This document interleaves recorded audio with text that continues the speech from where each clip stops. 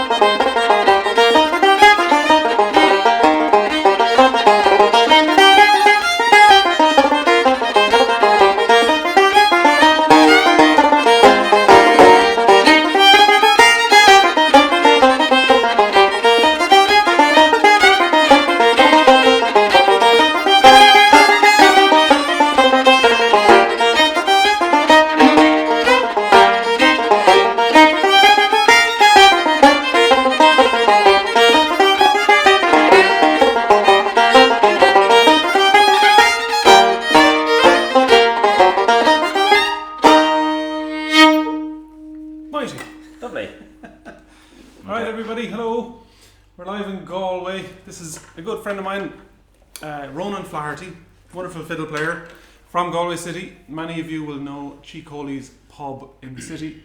Well, this is Ronan from Cheekholy's, and we played many sessions over the years. And we'll be open in 2 weeks, this day 2 weeks. So all the Americans jump on a plane, Yeah. come straight over. With your masks.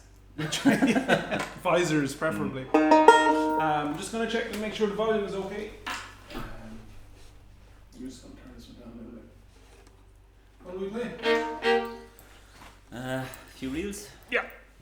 Now that Ireland has officially opened up again, it's reasonably safe to have the odd rogue and rascal into the house, so that's why you're here. And banjo.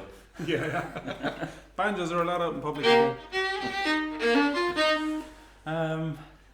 What was that?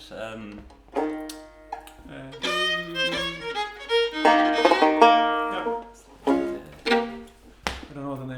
come to me. It'll come to me. Sure. Put something after it. Preferably if I know it, it'll be great. Otherwise, fiddle solo all the way. No, no. For Lugara. Perfect.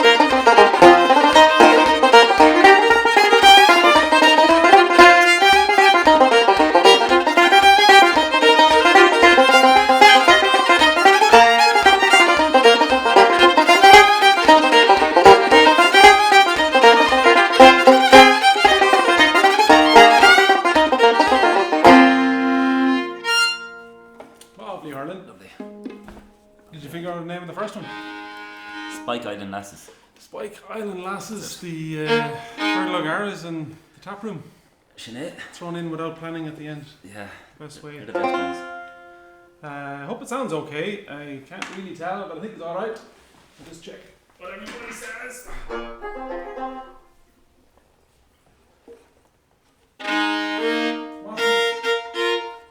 Mossy Griffin is watching, you know Mossy.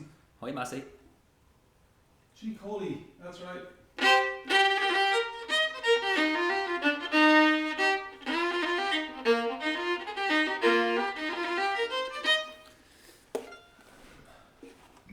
Excuse me.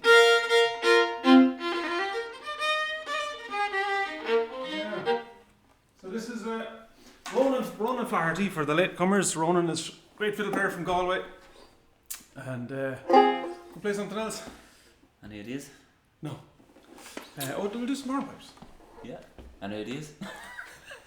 Do The gold hornpipe. That's always the same, isn't it? I can never think of anything. What the Golden Eagle? Yeah.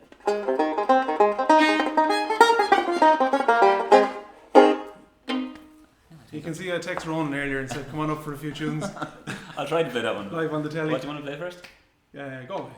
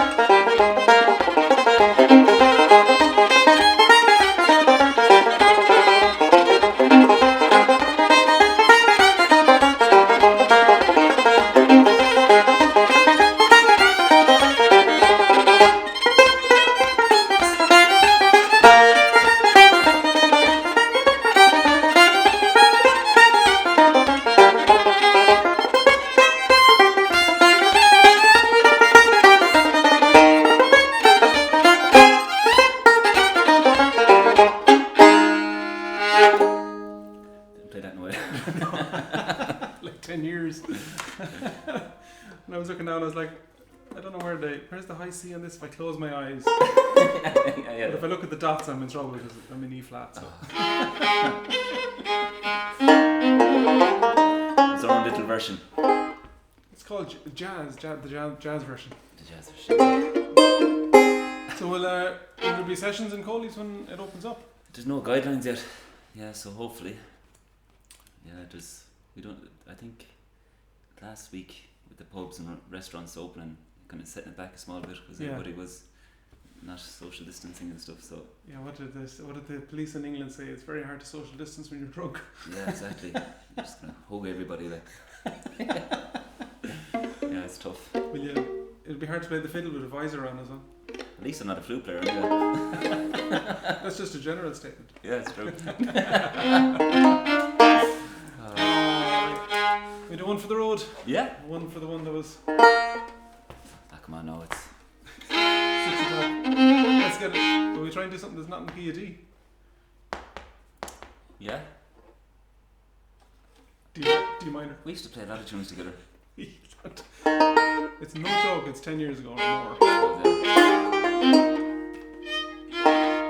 You know way more than me anyway, so I'm going to leave it up to you. Cheers. Okay, what about the Cameronian and the Doom? In D major, is it? D major. Yeah, lovely, yeah. We'll do something in A afterwards. The Foxhunters. Okay, so Go for safety. So That's the first one. The second one,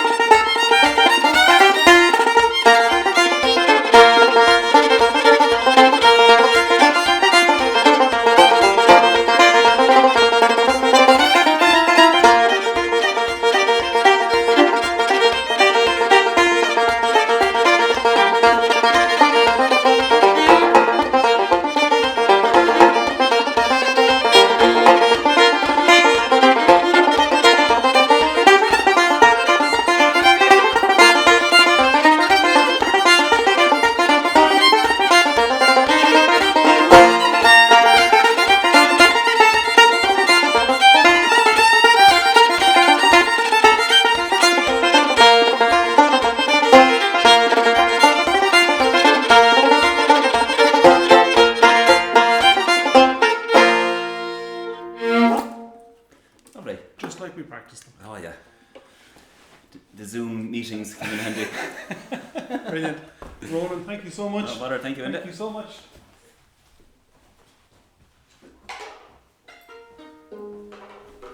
Alright. That's the wonderful Ronan O'Flaherty. I've got multiple cameras and multiple thingamajigs this week. So I'm going to jump straight in here and pop on an interview that I did during the week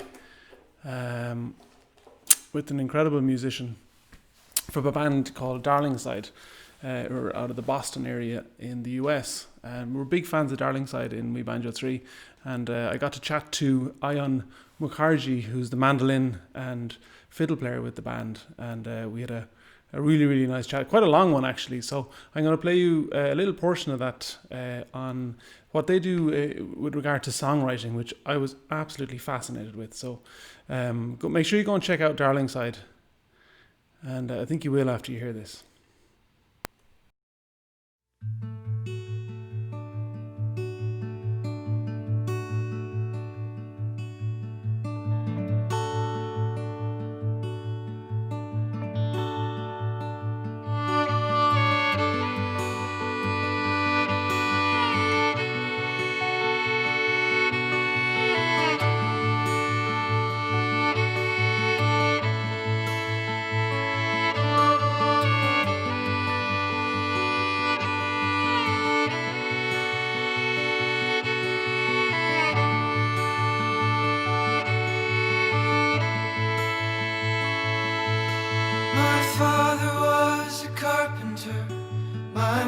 She died young. I'm the eldest of my brothers. You're the trouble in my blood, trouble in my blood. I swore that I'd stay humble like my father was before he built the home I live in, of sand and mud and smoke. Yes, we will leave here without a trace. Take a new name and an old shape. I'll be no outlaw, no renegade, just your faithful God above.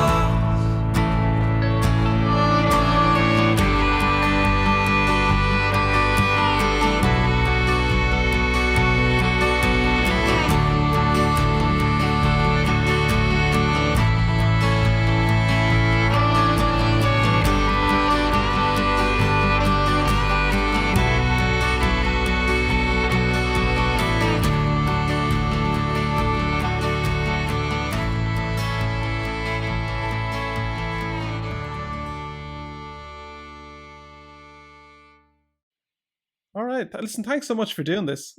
Yeah, of course, my pleasure. Thanks for having me. We only met very briefly at Folk Alliance a couple of years ago. It was about 2 a.m. in the crazy bedroom section where there's showcases and stuff happening, and there's more beards and double basses than anything else. Yeah, but I feel like we've been hearing about you all for quite a while now, and yeah, the folk music scene is a relatively small one. It's very spread out internationally, but still one hears about or like I even seeing names on circuits and like maybe not matching up the same festivals, but reading festival bills where you guys are playing, where we're yeah, it feels like I feel like we've hung out a lot more, even though it might have only really been that once. Yeah, that's it. Well, we do have the same booking agent, so there is that. Right. So I got up early this morning and I was reading all about you, and oh wow, all right. What was fascinating, and I didn't realize this at all because I've been a huge fan of Darlingside for a number of years, and I absolutely love your music. Thank is you so that much. the name of the band comes from a quotation that you need to be prepared to kill your little darlings. Yeah. When we did our last album, that was one thing that we kept in mind. Now, I had the quotation attributed to Stephen King, but you have a different source. Yeah, I think a lot of people have said something along those lines. I was not the one who did the digging, but I think another band member did a little bit of research, and the earliest source they found was a literary critic named Arthur Quiller Couch. I forget what century he was writing. I think he was British. Certainly sounds like he was British given that name. But I don't. Yeah, and so but it's very possible that he snagged it from someone else, since it is a great tradition in literature and arts in general to steal things from other people, as we both, or at least I'm well aware. Yeah. So, but yeah, I think it has been attributed to a number of people across the years. So he may certainly have gotten it from someone else. Well, I mean, jumping straight into the process of songwriting in Darlingside, talk to me about what that means for you. The idea, kill your little darlings. I mean, for us, it was when we did our last album, and this was so interesting for me this morning when I was reading up about your creative process that we're going to talk about. We all individually came with a bunch of songs that we had each written, and then we came with the attitude that we were going to throw them all on the table and let go of that desire for our song to be the best song, or that bit that we wrote in the song to be the best part of the song. And therefore, that's the idea of killing your little darlings. But the fact that you would create your band name based on that concept, that obviously runs deep within you then. Well, maybe I don't just we did name the band, but that naming was, I mean, it was a spread out incident, but it was a single incident at the beginning of the time, and no one checked us on it. No one said, well, in order to name your band this, you have to be very good at this process. And since then, we certainly haven't been checked on it either. No one has asked, like, well, are you allowed? Like, we know there's been no vetting process. So we like the idea. I think the reason we named it is because we like the idea and try to subscribe to it. But as far as like being good at it, that's, as you know, like being good at anything within the music world is such a weird. There's no metric for that kind of thing. So I can certainly describe how it has manifested, or some of the things that have manifested that might align with that in our process. But we started out, for instance, and also just we Banjo 3. There are how many members? 4.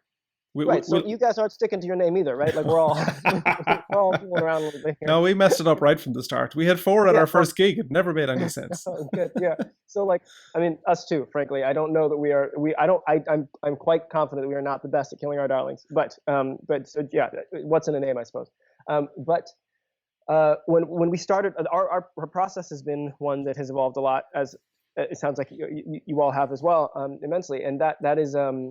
When we started, it was a lot of each of us, like all 4 of us. When we started, we were 5. Our songwriters, so people would bring different ideas in, and we would workshop. But it tended to sort of stick to like the one, the core idea that someone had brought in, and that has evolved and changed due to a number of factors that we can get into, of course, to where for this current album, it was everyone was getting it on ground level. So it was almost the way we prepped for this one is a lot of writing exercises that where the 4 of us were sitting around a table, and we would do something like, all right, everyone come up with a film title. And then you pass that film, ideally an obscure film title that most people don't, that the other guy doesn't know. So it doesn't even need to be that obscure, because frankly, we're not necessarily, I don't know many films, so it doesn't take much for me to not know a film title. Pass that along to the next person, and they do a free write. So like just write prose, or not even prose, but just write whatever comes into your head for like 20 minutes. And then, and that 20 minutes, of course, usually take closer to an hour because we snacks and being slow.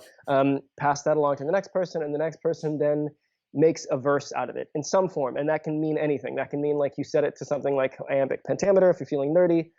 It can be like, one time I like was listening to a Justin Bieber song and sort of like took the words that I was looking at on the page and tried to fit it into the Bieber song. And then pass that along to the next person with no hint of the melody you were imagining in your head. And then that last person takes those versified kind of like the versified nonsense that had been passed to them and tries to set it to music. And so you end up getting 4 voice recordings of sometimes like a lot of gibberish. And we also transcribed all of those, all the lyrics and verses, and saved them in a Google Doc. And this was like what we did for a few months. And so we ended up with this Google Drive of just an immense amount of stuff. And other exercises were like, you'd be given an assignment. Like the main goal of it was to take ourselves out of remove the inner critic. And it's not like you're not giving a finished product to the next person. You're just giving some stuff that just came out of your head. And inevitably, some piece of you enters that, but it's pretty like, yeah, it's there's a lot of it stream of consciousness style. But we would say things like, you take a few rhetorical devices, the simile, metaphor, world of things, Hendiades or whatever, use 3 of those devices, include an animal, a plant, and something in your house, and like write a thing. And then you tear the paper in half, give half to the other person across from you, and and then you have like 2 halves, fit them together, and like try and transcribe whatever gibberish comes out of that. And so there's a lot of trash, as it seems probably clear from this. Well, you also get a lot of really cool, weird turns of phrase and things you wouldn't expect, and like, and so that was the basis from which we were then like drawing a lot of lyrical inspiration, was sort of trying to find the stories and gems from like that, not even stories, but like piecing together bits that we then like had a bunch of musical ideas that we were then fitting lyrical ideas to. And so, and whenever you needed inspiration, you just look at this like giant document of stuff or drive of stuff that has like a lot of random things, but also some really cool turns of phrase and like chewy bits of language. And that was how this most recent album we're releasing in September came together. And so that's of course a very different process than what we were starting out with, but it's more of like a 4-way consciousness. And so I think part of that, it allows you to be, in going back to the Darlings thing, it allows you to be much more free to release the Darlings, because frankly, I don't remember where a lot of the stuff came from in the first place. Like a lyric exercise has the imprint of all 4 members on it, sometimes 2, but then it's woven into a song where like I might have done some of the melodic idea for, but someone else did more of the melodic, like did the verse and I did part of the bridge or whatever. And so because it's sort of group owned, we all still certainly have egos that are, problematically sizable, as I think is the case with a lot of people, with a lot of people, period. But it allows you to remove yourself from it a little bit when it's hard to trace where the thing came from in the first place. And so you're able to, at least I think, do a slightly better job of being objective with something like with just what feels good to you in the moment, as opposed to wondering what feels good and also trying to hold on to that bit that you wrote. Because I certainly have that thing where like, if it's a thing that I wrote, I like it because it's mine. I did it, and maybe it's actually not that good. And this is a one way to sort of like divorce yourself a little bit from that origin.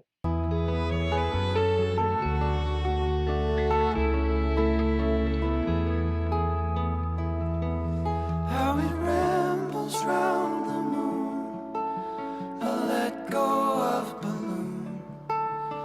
Nothing is forever, everything is soon. And my father as he stands, a perfect cartoon man, heavy-sighed and open-eyed, I heard him speak. Hold your head up high.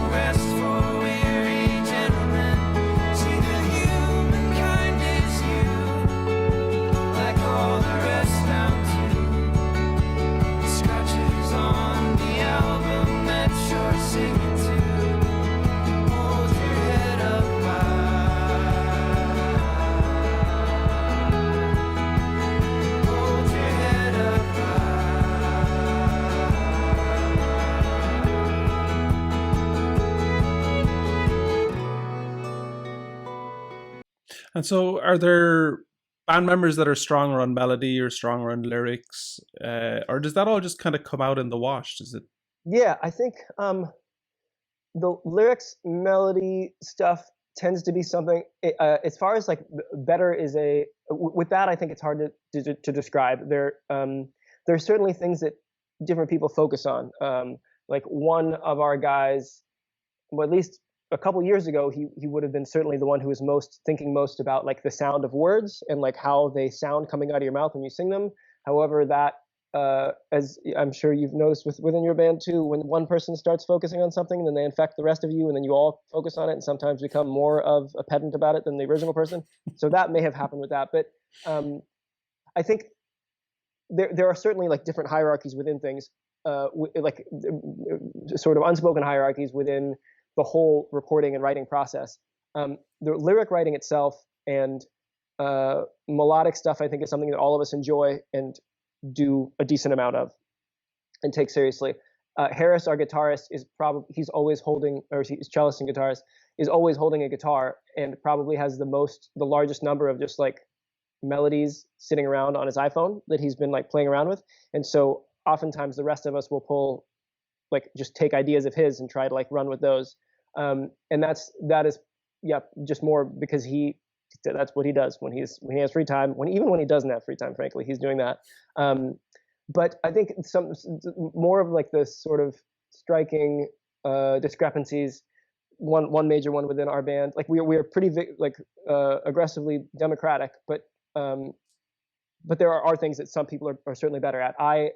Or worse at, in my case, with engineering and recording. The other three guys all have very good ears and really enjoy the tone hunt and all of the things to like craft a thing, and I don't have the patience for it. So like I'm like learning a little bit, and being quarantined has inspired me to do a lot more home recording so that I can send stuff in so we can basically record remotely. But that's one where I very happily take the back seat and will offer ideas if I hear things when I'm listening. But like when we're in the studio, I'll sort of like drop in and out, and my role ends up being, I really like cooking, so I end up like cooking stuff for the other dudes. We'll like for group meals and like taking care of them that way while they're listening with those great ears of theirs to things that I probably can't hear anyway. So there are ways in which that happens, but it's writing and melodic stuff I think tends to be something that we all enjoy doing a lot. So do you begin with a theme?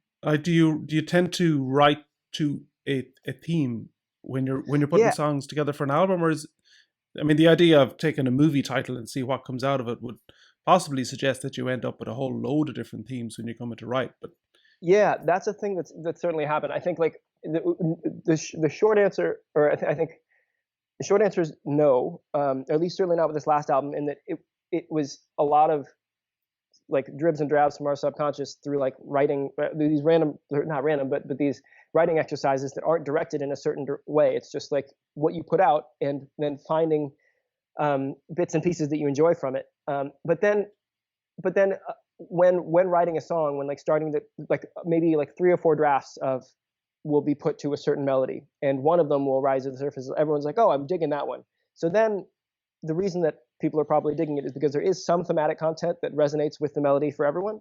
And so once we're there, we will then run with that. But very rarely, or almost never, as far as I can remember, have we had a melody and said, this is what the song's going to be about, without having any lyrical ideas behind it. So that doesn't happen as much. But certainly once there is a kernel of something, whether it's just a single verse or chorus or whatever, that resonates with people, then we will then like sort of invest in that. So yeah, yes and no, but it's not from the outset usually. Yeah. So is the whole creative process behind writing, is that informed by your college background, songwriting classes, the fact that you all went to the same university or the same college? Yeah, I certainly think so. It's I didn't take much formal writing. Like all of us took a like winter class in writing, which was like a month-long course that was just designed to like get your songwriting gears going. Don did a bunch of, or it was an English major, and so has a background in sort of critiquing and or constructive criticism with writing, and has had, like, I think probably came into the band with the most number of ideas for writing exercises and that kind of thing. And again, infected the rest of us with that now. So it's sort of like a way that we think about it. I think the biggest thing is probably with the writing thing is, yes, as far as the college, and less so because of the classes we took as a group, and more so just writing together. Writing in general is a pretty vulnerable activity, or it can be an anxiety-inducing activity, and sharing that stuff with other people can be pretty tough. And the thing that I think allows us to do it is that there's a lot of trust within the group, and that translates into, as you know, within a touring band, there needs to be a lot of that generally.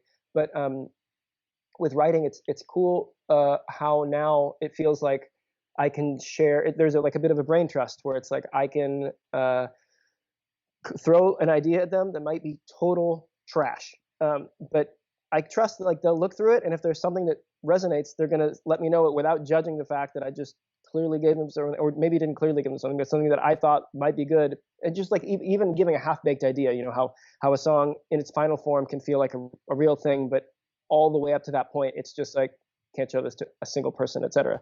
And so I think the fact that we were all friends in school has gone a long way in that realm, because we have been able to, develop a real trust with each other. That, like, and that's not to say that there's always harmony within the writing process. Like, there's plenty of butting of heads, as I think there needs to be when it's a creative process with multiple people. And people get like heated about, like, I don't think this is a good idea, or that is not, I don't like that lyric.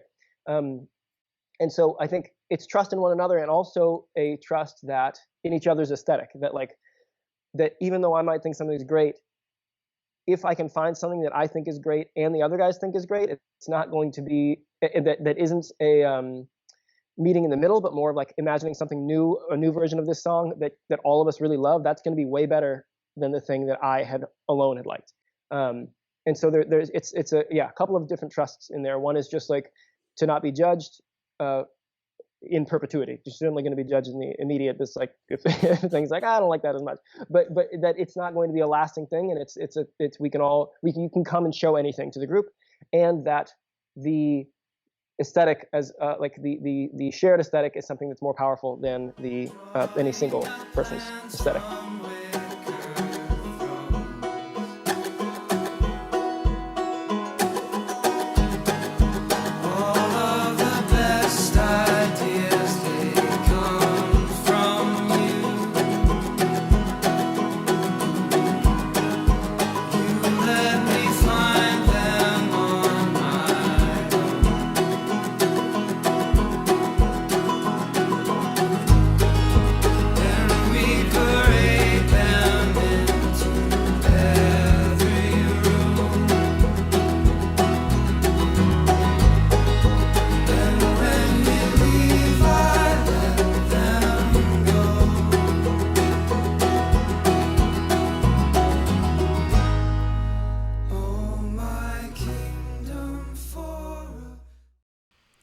There you go.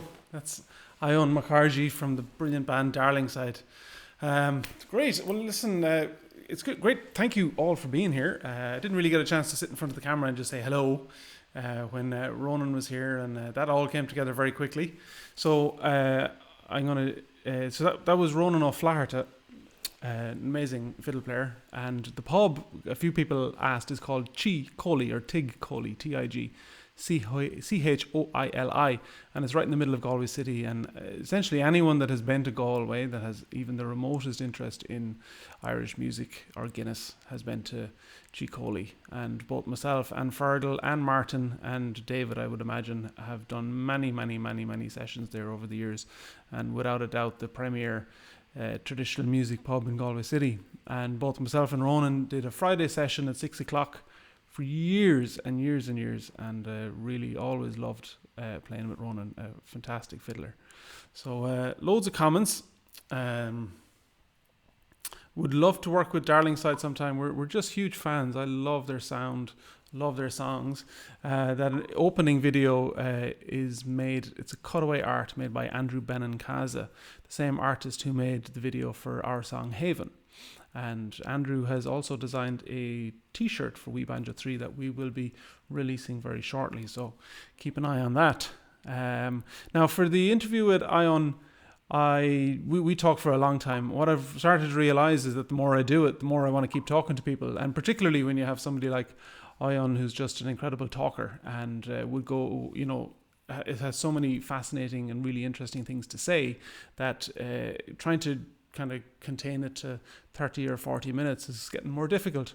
So that's an interview that went on for quite a long time, and there's an awful lot more when he talks about taking an entire year and just traveling the world as part of the Watson Fellowship and how that has informed his music and his musicianship. So that interview is going to be on our Patreon at 7 o'clock as soon as I'm finished here, or that's 1 o'clock Eastern time. Central time. I don't even know what time zone I'm in, but whenever this winds up, it'll be on our Patreon. If you want to go there and you can watch the entire interview from start to finish, I think it's really worth it. I got an awful lot from chatting with him about the creative process, and it certainly spurred and inspired some ideas for our own band. Exciting things that we can do while we're separated by time and space currently.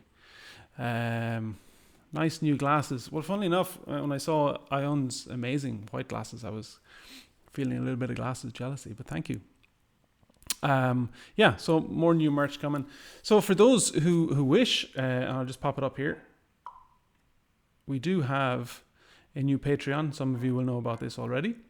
And we're just getting going with it. One of the big things that we're doing for anyone that's interested in Irish music and in learning Irish music is we're putting together the Banjo Academy. And so that's going to be lessons on banjo, fiddle, guitar, mandolin, both bluegrass and Irish mandolin styles. And we want to make this the very, very best place to come and learn traditional Irish music. So we're catering for a whole range of abilities, right from beginner level right through to more advanced. We're going to focus on technique. There's going to be a lot of tunes in there so you can get to learn a lot of Irish tunes prepared for the sessions whenever lockdown eventually finishes and you can get back out. I see there's lots of socially distanced sessions happening in the US where you can actually go outside on a regular basis, as opposed to Ireland when you're dodging the rain showers. So outside socially distanced sessions are a little bit more difficult. Yes. So loads and loads of comments. Amy Strong is keeping the time. She says it's 1 o'clock Central. Yes, it is. It's nearly 7 o'clock here in Ireland. So that's Patreon is the kind of big lad. The big news for us this week is that we launched our Patreon, and so we're going to be digging in on that in the next while, trying to figure out the best way to make it work for everybody. The more feedback that we get from people, the better we're able to hone it for your needs. So there's Kathy Schultz in Wisconsin. Darlingside is new introduction. Yeah, Darlingside are amazing. And they, funnily enough, have an album coming out later on this year in fall, I think in September, October time. They were going to bring it out next year, but because touring is off the charts at the moment, they're going to bring it out in fall time. So that would be really interesting. So I promised that I would show a video today. It's going to go live tomorrow on the Wee Banjo 3 page and on my page and a few other places. And it's one that I've been putting together for a good while. It features an incredible guitar player from Utah and resident in Nashville called Jake Workman. I think Jake was on probably the very first one of these lives that I did a long time ago when I was struggling far more than I am now with technology and with Skype hang-ups and all of that kind of stuff. But we asked Jake if he would record a bluegrass reel and an Irish reel with us, and he plays with the Ricky Skaggs band. Anyone that's into flat picking guitar and bluegrass guitar, Jake is right up there. He is the best of the best. Phenomenal stuff. Go and follow his Facebook page and his Instagram. And sometimes he just puts up these kind of 2 or 3 minute shreds on the guitar, and they'll blow your mind. The speed that he's able to play at is nothing short of stunning. So I'm going to play this for you now because I did say that I'd play it here on the live today. So things have changed up a little bit. We're doing lives on Mondays at this time, and on Thursdays later in the evening, kind of, I think it's like 8 p.m. or 7 p.m. Central Time.